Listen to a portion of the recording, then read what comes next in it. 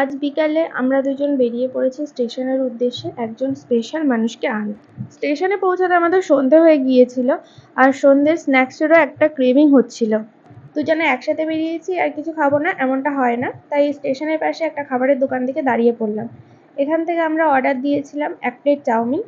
1 plate অনুযায়ী চাউমিনের কোয়ান্টিটিটা অনেকটাই বেশি ছিল, আর চাউমিনটাও খেতে অসাধারণ ছিল।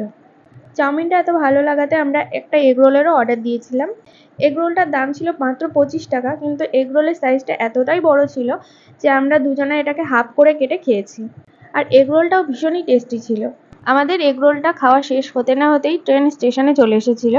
আর এরপর চলে এলো সেই মানুষটা যাকে আমরা নিতে গিয়েছিলাম স্টেশনে। ইনি হলেন আমার সতীন, মানে আমার দিদা শাশুড়ি। ওনাকে অটোতে তুলে দিয়ে আমরা বাড়ির দিকে রওনা দিলাম।